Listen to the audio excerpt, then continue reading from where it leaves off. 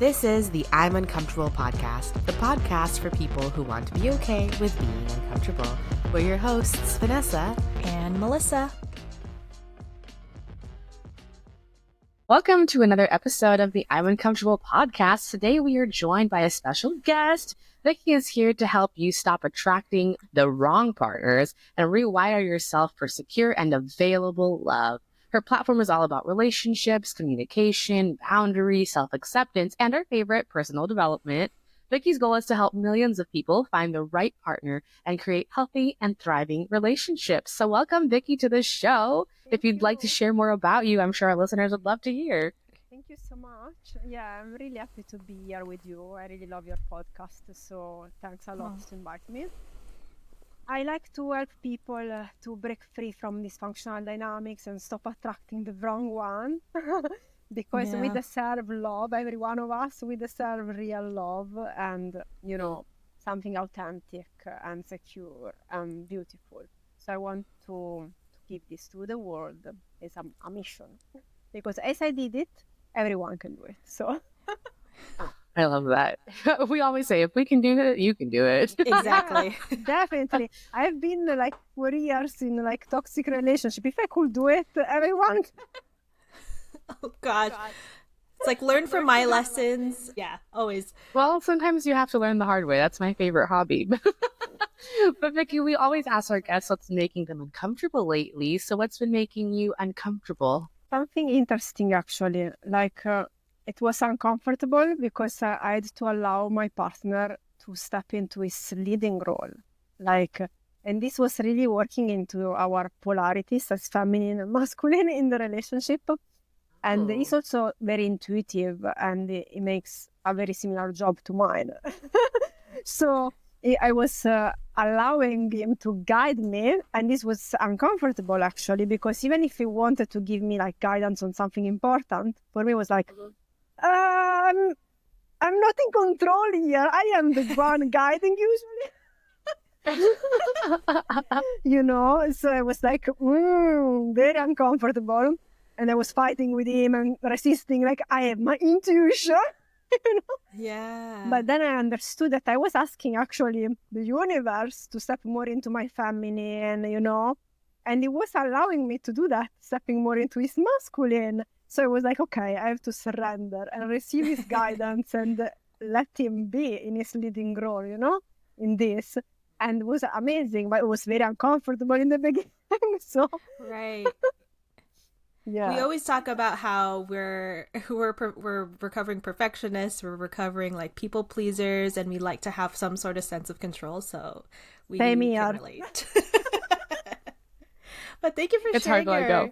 Yeah, it is hard to let go. So thank you for sharing that and reminding us that we're all going through similar things, trying to let go of things. Yeah, especially as women, we have to allow it to receive more. And if we are in control, we are more into our masculine of always giving and doing. And Oh, interesting. I was just messaging Viky before we started recording, and I was just sharing with her some of her content that really resonated with both Vanessa and I.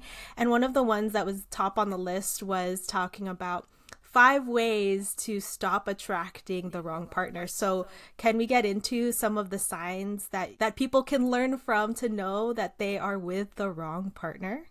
For sure. Yeah. Usually we have to understand really our brain first, because our brain, it's producing chemicals, and when we meet someone, we feel sometimes a strong pull or this butterfly effect, in our gut. Oh, I feel butterfly, all these things. Yeah, that's not love. That's a coping mechanism.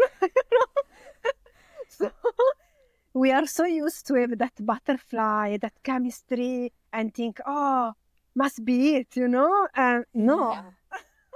It's our subconscious mind that controls the production of chemicals in our brain, because we feel at home or we feel like a familiar dynamic, something that is familiar for us.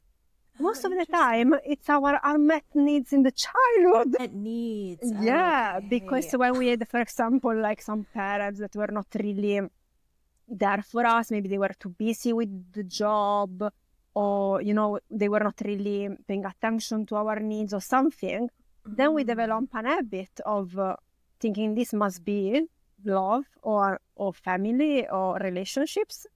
Because that makes sense. Yeah, we take this as an experience as child, as this should be the reality, and then we keep attracting this type of avoidant people, for example, or emotionally unavailable people, because our parents or one of the parents was like that. So we keep feeling in love with something that is familiar for us, but is not equal to healthy. It depends what dynamic you had in your family in the childhood, if it was healthy or not, So, right. Yeah, the first step is to understand our brain and our subconscious mind on attraction, and also the nervous system, because when we feel this thing, it's it's like anxiety. It's not feeling like love. Right. And well, we've both been there. Yeah, we should feel at ease. We should recognize we feel at ease. We feel our nervous system is relaxed with the right person. So to pay attention to this, it's very important. Yeah. Well, okay, this is a tangent, but when some people feel at ease, I think they confuse that with feeling bored. So they think, oh, this relationship isn't exciting to me. Like, literally, I was watching this episode of Black Mirror the other day, and in it, the main character, she was talking to her therapist about her ex-boyfriend. And she said, yeah, it used to be so passionate and we'd have great sex all the time. And it was always so intense and like the fights were crazy. And at that point, I feel like the fights are crazy should be a full stop. But I've also been there where it's very quote unquote passionate and you're really feeling like this tense, like, oh, what's going to happen? But it's also like my anxiety was always at a 10. I was never feeling safe or calm.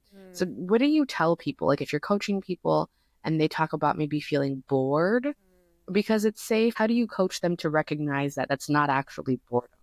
Yeah, actually, the first healthy relationship you might experience in life can seem to be boring because it's there is not the lack of conflict all the time. That fight or flight response. Exactly. If your nervous system is calm and relaxed, you feel like so there is nothing.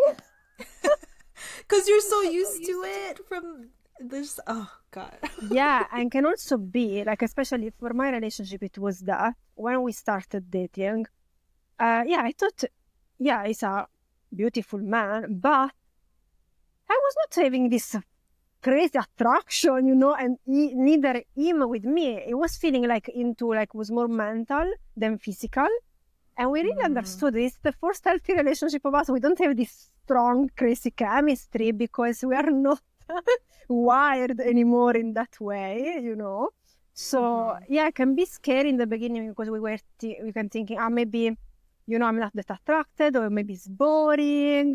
But we have to really understand what is the value of what we have there, if we can do mutual growth together. If every time we have like an argument, it's it's an experience for us and we can take it as an opportunity to grow together, to see each other mirrors and triggers instead of fighting like crazy. So if we see all the positive things that are into the secure attachment, then we can say to ourselves, no, this is good. It's just that I'm not used to, and my old self want to keep me stuck in something that is not needed anymore, Yes. Okay, you have a post on Instagram and the caption or on the screen it says, learn how I manifested my perfect match. And I think when a lot of people think of the word manifest, they think of it the same way as the word wish or just think. Hope. But hope for, right. Yeah.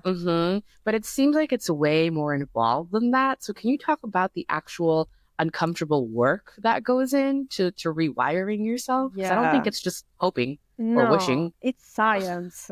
Actually, it's neuroscience because you rewire yourself and you write new neural pathways in your brain. It's really, maybe about the neuroplasticity, lots of science speak about it. So you really can transform your brain because every time you also experience trauma, you have a coping mechanism of, for example, pleasing people or being perfectionists, like it's a coping mechanism because we felt this was our survival instinct to feel safe in a danger situation or in a traumatic experience. Well, and that coping mechanism was creating a neural pathway in our brain that every time something presents itself, we have to react in a certain specific way and always take the same reaction. So manifestation is basically taking the power on what you want to create instead of being driven from your subconscious mind and coping mechanism, and decide to really unwire your limiting belief and rewrite your story, like to direct the energy where you want. But it's not only about wishing things or visualizing things. It's about literally embodying the person you want to be. So embodying means thinking in a different way, acting in a different way, reacting in a different way, experience different type of feelings. And it's also energy work, because when I focus on a different type of feeling, my energy will expand and my vibration will go high. So I will attract even more good things that are vibing at that frequency. So manifestation is really deep. It's like quantum jumping in a new dimension of living, Yeah. So it's not just positive affirmation, because you have to really reprogram your subconscious mind. If we say, I am beautiful, but I don't feel it, I am beautiful, I am beautiful, in the mirror. This is mindset. The mindset is not that powerful if it's not aligned with the subconscious mind, because the subconscious mind is 95% ruling your life. So when we manifest reprogramming the subconscious mind so that what we want in the mindset can really come to fruition, because we are aligned with that. Otherwise, will not. It's not about wishing. It's really a deep inner work of healing and healing traumas and change your way of feeling safety in a different way that is better, not the coping mechanism. I suppose that requires a much deeper level of self-awareness and a lot of self-reflection, because when you were explaining that just now, I was thinking to myself, okay, what is a tangible thing that I could do to start that unwiring and then rewiring process? Because when we initially brought up the word manifestation in this conversation, the phrase that came to mind at first was oh yeah, fake it till you make it. But you were saying that it can't just be positive affirmations and telling yourself these things. It has to be on some deeper level of knowing what your triggers are, but then having the tools to be able to change that behavior. So I guess I just want to ask, what some tangible steps that people can take to start that process? Feelings. Or even like an example.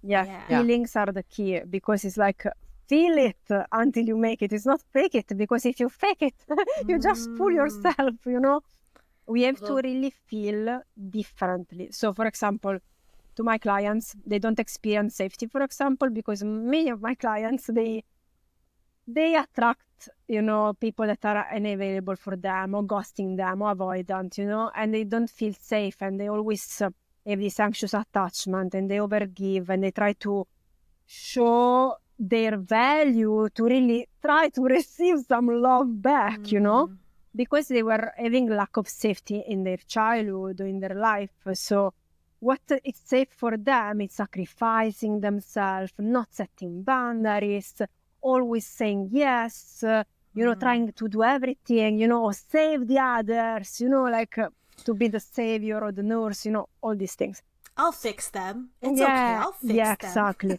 So what I suggest to them, to embody a different version of them that will bring to fruition the manifestation of a different reality and different partners and relationship, is to give to themselves the sense of safety, that feeling of feeling safe within themselves, without to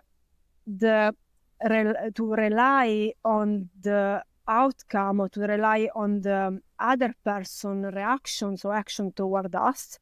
so that we can be really able to give safety to ourselves and to feel I am safe. I don't need to overgive, to sacrifice, to overstep my boundaries. I am safe. So we have to embody the sense of safety. To do that and to embody this feeling, we have to work on why you don't feel safe, what happened in the past, to understand the root cause and to bring healing there. Because we can really heal ourselves without the others need to change for us. We don't need the other to change. We have to transform. To change ourselves. Yeah. If we change, everything around us change. So this is the step. And also when we think about money, because this is a big, big topic. And even if I am, working as a relationship mentor, money, it's always, it's a relationship as well, because the relationship we have with our self-worth and with money itself. So when people want to feel abundant, but maybe their bank account seems really not abundant at all, really, they have to embody the feeling of safety and to feel abundant, to see all the things they have already, for example, to give the mind the best possible reason to feel in a certain way instead of focusing on the lack of the abundance, the lack of love, the lack of safety. We have to give ourselves the reason and to notice the reason of why we should feel in a different way, because feelings are really the key to manifest and to change and to embody different selves of us, Yeah. I'm really glad that you just shared that experience about money. I immediately thought of my mom. Like, we didn't grow up with a lot, but she would sometimes just buy things. And, she and my stepdad had a very weird, toxic relationship with money. So whenever we'd go shopping, she would keep all of the stuff we bought in the car and she wouldn't take it out until he wasn't around so that he wouldn't know that she had bought it. Because her reasoning always to this day is, I don't want him to know that I have money. But I think it's also, to your point, her way of feeling safe. And by buying things, she's like, oh, I have a life of abundance. Or even if that's not necessarily the case. I'm glad that you mentioned that it can manifest in a lot of other ways. Something that you mentioned in your answer too was about, you've been saying attachment, so anxious attachment or avoidant. So I know attachment styles probably hasn't been a new thing, but I feel like it's newer to social media as more of a trend. But do you think knowing your attachment style is helpful? How would it help me in my work if I'm trying to rewire myself? It's helpful, but we don't have to identify too much and we don't have to label ourselves, because in my opinion, as human beings, we are really complex. So, and I myself was mostly anxious in my relationship before, but also avoidant in certain dynamic, So we can always shift. We cannot really label ourselves because it depends also the dynamic, the person we date. If we find the anxious one, maybe we become more avoidant.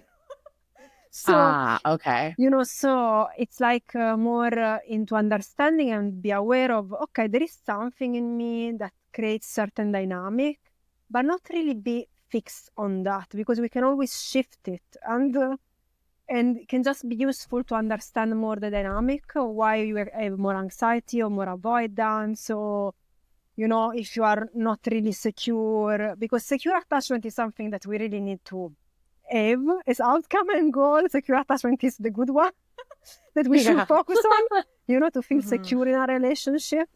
But if we have the experience of other attachment styles, I will not be too much focused on that, just to have it as an awareness and understand what is the emotion that is created in me, that I experience in certain dynamic, so I can start to work from that, because the emotion is a response to something that is inside of me. So from there I can go to do inner work and understand why I have this response, It's interesting. Okay. I love that, because I do think that Melissa and I have both had relationships that were not so healthy, I shall say. And I feel like we have now been in very healthy, secure relationships.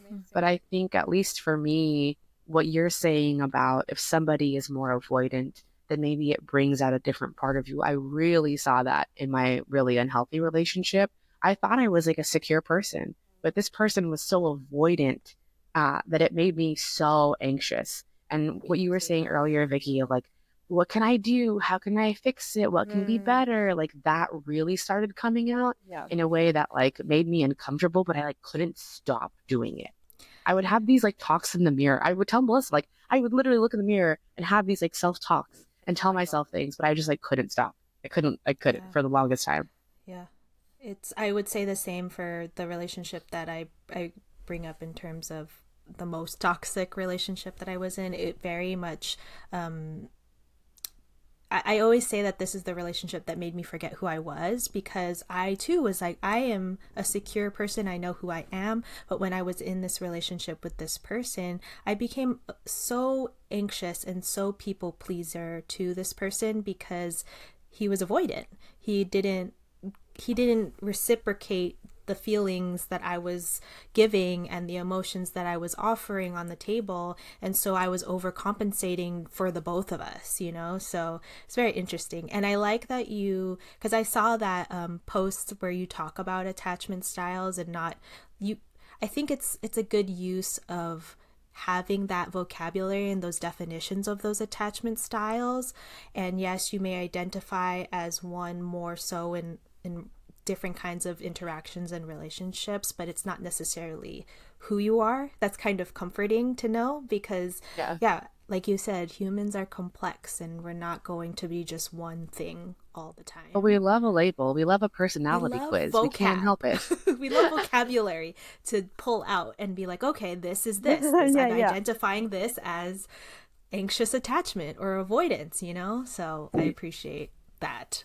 And flexibility too as well. But there is a key that component that I always see in my clients, and also about what you say, Vanessa, no? And Melissa, the same, that you were feeling the urgency to do something, you know, to change this person that was not really... To solve the problem. Yeah, to solve the problem and to receive the attention and the love you were deserving that was missing from this person. It's this overdoing and this overgiving. We step into that when we are doubting our self-worth somehow. Because the person that is not giving us attention, is not giving us what we deserve, is unconsciously making us doubting our worth. Am I doing something wrong? Yeah. Oh my God, yeah. You know? I didn't like that at all. Yeah, it's like really about worth. Also, when you go to school, you know, we have a big programming. Everyone has been to school, so you always receive the note after you do the test, like your math or other things, and it's like, oh, you had a good note, so your parents are happy, your teacher are happy, you are praised and celebrate. So then one day maybe you are super stressed, so there is something going on, and you have a bad note. Oh, that's so bad, you know, shame on you. And this is, you know, and this was programming in us, the thing that we have to overgive and overshow in order to receive approval and validation. And we really question our self-worth.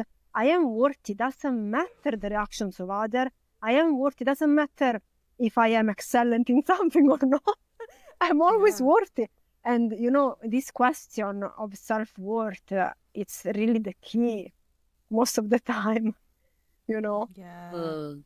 That's fair. I do think I did a lot of work with my therapist on this idea of self-worth in relation to other people, not just romantic partners, but to your point, it doesn't matter whatever, I am always worthy. There's no qualifier that makes me worthy. But that was really hard to learn. And there was a point in my previous unhealthy relationship where and maybe this is, I don't know, you could tell me, Vicky, if this is very typical of like an avoidant person. But as soon as I set boundaries and said, actually, no more, this is no more, we are no longer talking, I do not wish to hear from you, you know, then all of a sudden came but don't you love me? And it got to a point where I had to say multiple times, Vicky, not more than I love myself, over and over and over again.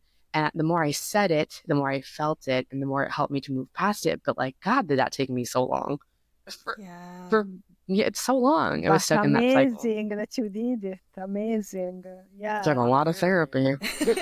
No, because you're right. We are programmed from such a young age to get external validation, whether it's from parents, teachers, and then it carries on into our careers where we want to, impress the executives or the boss or whoever your manager is or what have you. And you can easily fall into this trap of like, oh, I need others or other people, external things to validate, to show me that I am a good, whatever it is, a good girlfriend, a good partner, a good whatever it is. But at the baseline, we need to remind ourselves that the foundation is that we should feel worthy. We should know that we are worthy of X, Y, and Z, It is very hard, very hard, especially if you're coming out of a toxic relationship and kind of not knowing who you are anymore. You have to rebuild yourself, Mm-hmm. Yeah, and that takes a lot of work, but yeah. It's worth it. It's worth it, but it's hard, but it's worth it. Definitely uncomfortable. Yeah. It is. But, with the right tools can be very fast. I personally I witness miracles, like in my clients, because they've been in therapy also very long and they were aware of things. They were not really having the tools to really rewire the things and change the behavior.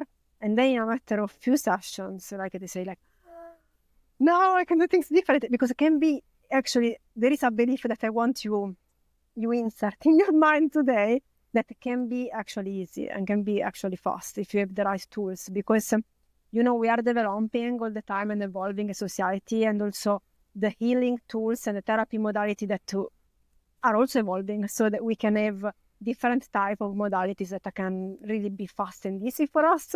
So, yeah, I was experiencing both, like long journey of healing, very difficult, very hard to change. And then when I was applying my subconscious mind reprogramming method, it was like, oh, very easy, very fast. I was experiencing both. So I was like, that's so good. We should do that.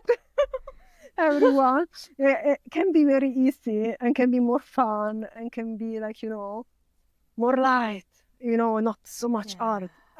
It should be light. It should be light. It should be easy. And I think we forget that a lot. And Vicky, we always kind of wrap up our topics by talking about ways that people can be okay with being uncomfortable. And so I would love to hear from you, maybe at least one or two things that you tell your clients of what tools you were mentioning, like how can they be okay with this and stop attracting the wrong partner? Yeah. So they can be okay into first thing, they are not wrong. We blame ourselves a lot. We say, what's wrong with me? What I have to fix about myself? And this is also making the inner work harder, because there is a blame component. But the first shame kind of component. Yes, exactly. So the first thing is I say to them, well, the good news is that you don't need to be 100% healed to attract the right partner for you. Because it's possible, and the right partner is not the one perfect. That is nothing to change. Or you have to be perfect, No, it's the right partner for you. It's the one that is emotional availability, intelligence, and it's working on himself or herself and can work together with you, and don't be afraid of some difference or some struggle. We can grow together. We heal in our relationship, to think I have to be healed completely and be perfect in order to attract the right partner or to have a good relationship. Oh my God, that's bullshit. Pressure. That's a lot of pressure to put on yourself. A lot of pressure. Yeah, because it's like, what? This is utopia, So, we have to feel like, okay, it can be uncomfortable, but you can still heal in the relationship. Relationships are there for you to heal. You can approach the relationship with an experienced mindset. It's an experience. It will give me something good anyway. I can grow more, I can learn more, and can be fun, and also be open to feel that the relationship is your playground of healing. if you are single, playground of healing. Yeah, this is what I write all the time. Phrase. It's, I always tell this, it's the playground of healing, because without a relationship, we don't heal that much that we can in a relationship. Because we don't have the mirror, we don't have the triggers, how we can see ourselves. It's not with the other, Yeah.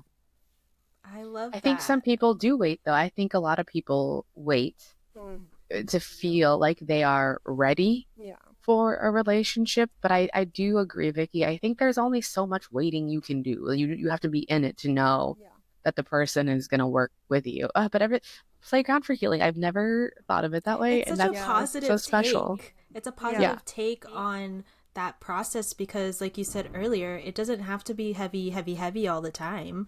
It should be fun. It should be it should make you curious about learning more about yourself and your partner. That's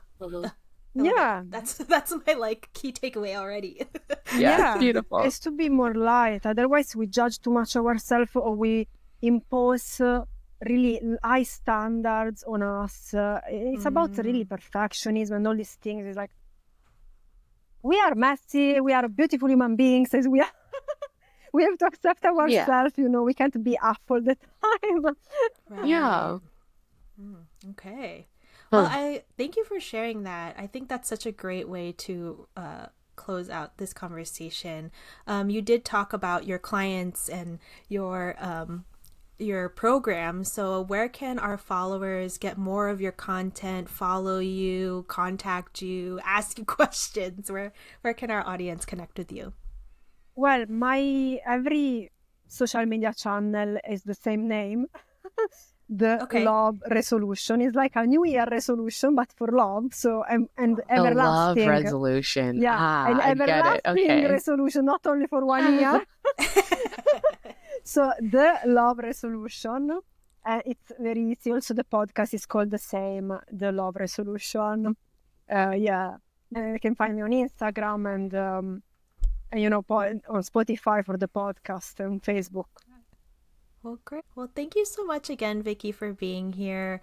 This is what this podcast is about, being uncomfortable, but it doesn't always have to be so hard or so difficult to be uncomfortable. So thank you for sharing, and thank you for being here. Thank you so much. And thank you all for listening to another episode of the podcast. We'll catch you in the next one. Want more of the I'm Uncomfortable podcast? Follow us on Instagram and TikTok at imuncomfortable.podcast. Subscribe to our YouTube channel and join our Facebook group, the I'm Uncomfortable Club, to gain early access to our episodes and exclusive content. We're available wherever you get your podcasts. Thanks for listening.